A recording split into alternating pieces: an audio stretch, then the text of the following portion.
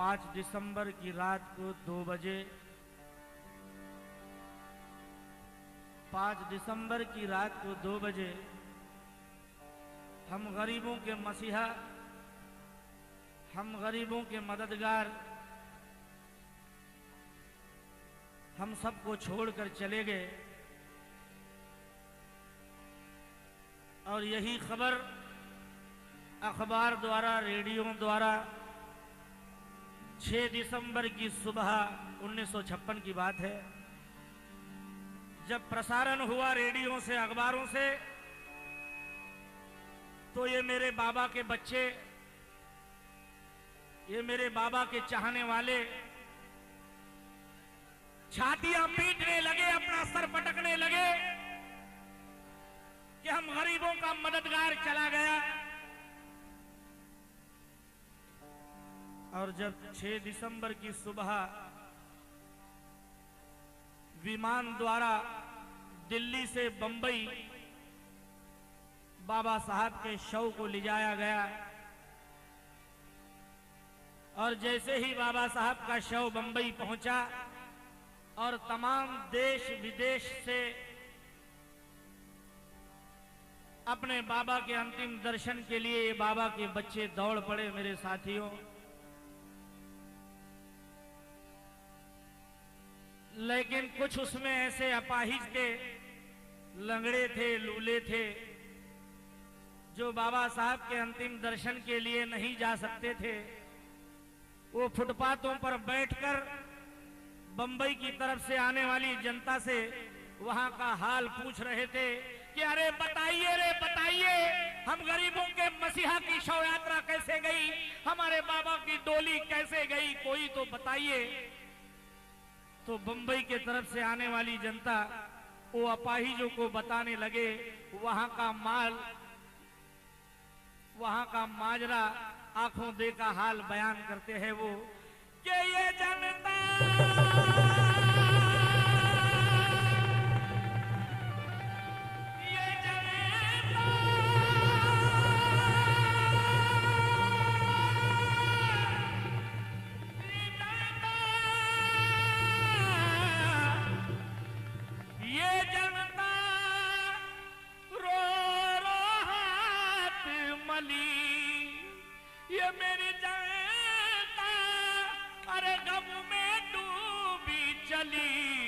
वो देखो जी मेरे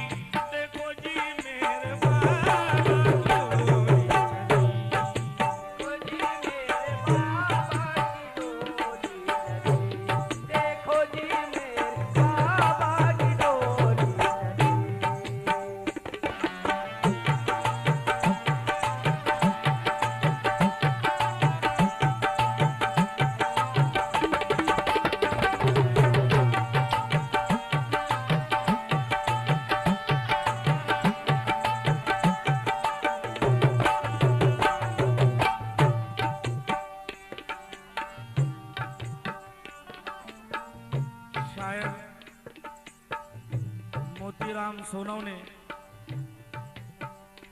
इन्होंने 6 तारीख को एक भयानक काली रात, और जिस दिल्ली शहर ने हमारे बाबा को छीना, उस दिल्ली शहर को शायर ने डायन कहा है, चरित्रहीन स्त्री की उपमा दी है। चरित्रहीन स्त्री की उपमा दी है और डायन की उपमा दी है।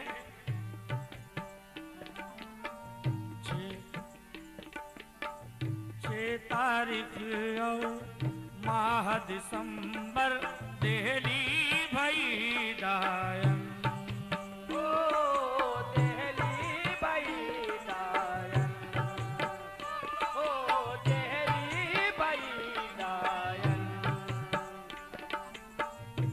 या चरित्र का जाल बिछाए मैया मोरी पापन। ओ मैया मोरी पापन, ओ मैया मोरी पापन। गगन में गमों की पार बनरिया, गगन में गमों की पार बनरिया, बांध के आई कफन कमल की, आंधी ऐसी चली, देखो जी मेरे बाबा की डोली चली, देखो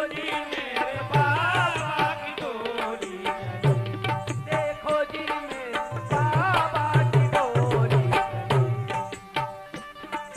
बाबा की डोली चली।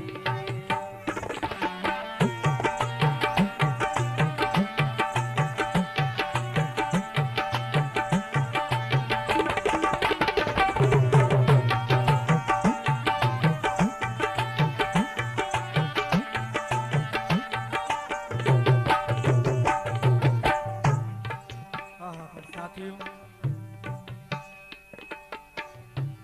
जब बाबा की अर्थी पहुंची अर्थी, जब बंबई में पहुंची अर्थी, जब बंबई में लाखों थे नीर बहार,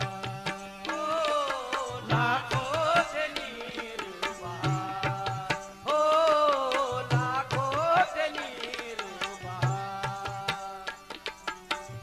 देश देश से दलित जनता, देश विदेश से दलित जनता दर्शन को दौड़े आए। ओ दर्शन को दौड़ गया। अरे पहुंची अर्थी जब बंबई में, लाखों थे नीर बहाए, देश विदेश से दलित जनता दर्शन को दौड़े आए, मगर किस तरह? कोई तो पीटे छाती अपनी, कोई तो पीटे छाती अपनी, कोई तो पीटे छाती अपनी, कोई करे हाय हाय उजड़ गई बगिया फूली फली, देखो जी मेरे बाबा की डोली चली, देखो जी मेरे बाबा की डोली चली। देखो जी मेरे बाबा की डोली चली।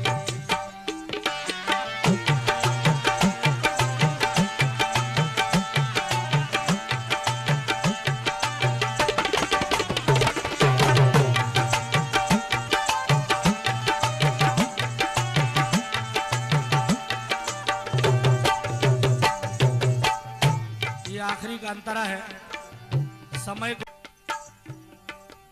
दादर चौपाटी पर जब बाबा की शव यात्रा पहुंची, बंबई की दादर चौपाटी पर,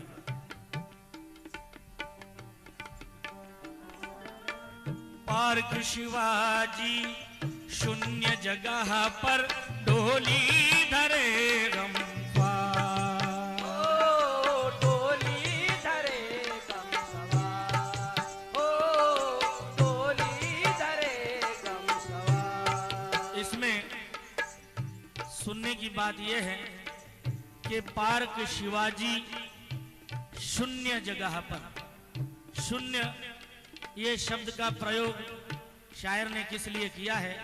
मेरे साथियों, ये नौजवान भाइयों को बताना जरूरी है कि पार्क शिवाजी शून्य जगह पर डोली धरे गमख्वार, शून्य जगह किस लिए कही गई है कि जब बाबा साहब चल बसे तो बाबा साहब के जीवलंग कार्यकर्ता दादा साहेब गायकवाड़, राजा भाऊ खोबरागड़े, बीसी कांबळे, बाबू आवड़े, शांताबाई दानी, ये उस वक्त की सरकार के पास, जब सरकार सत्ताधारी जो थी, उनके पास हाथ जोड़कर गए और कहने लगे कि जिस तरह से तमाम महान पुरुषों को अंतिम संस्कार के लिए एक अच्छी पावन भूमि दी गई है, उसी तरह हमारे बाबा के लिए हमारे बाबा के लिए भी वैसे ही पावन भूमि का इंतजाम कीजिएगा, ऐसा वहां की सरकार को बताया गया।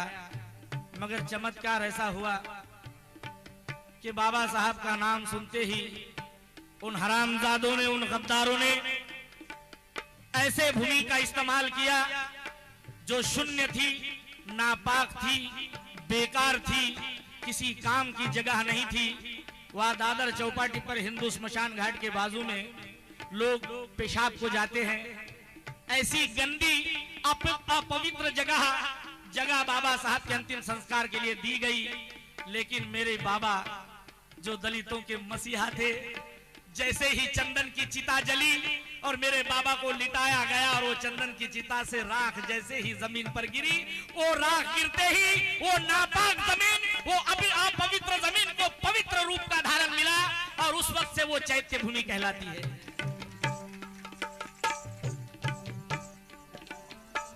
पार्क शिवाजी शून्य जगह पर डोली धरे गंफा,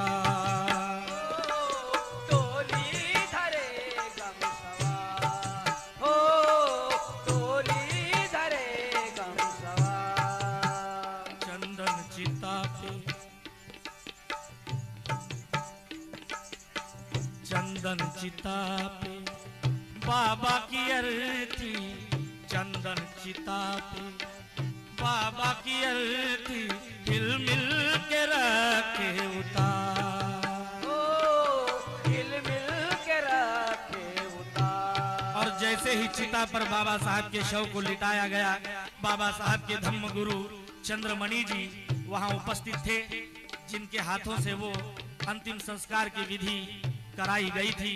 गुरु चंद्रमणि जी, चंद्रमणि गुरु धम्मानंद जी करते थे मंत्र उच्चार,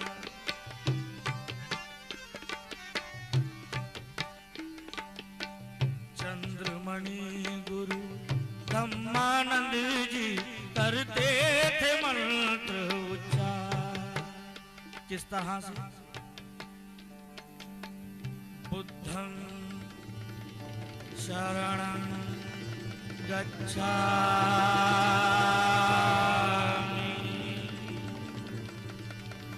धम्मं शरणं गच्छामि,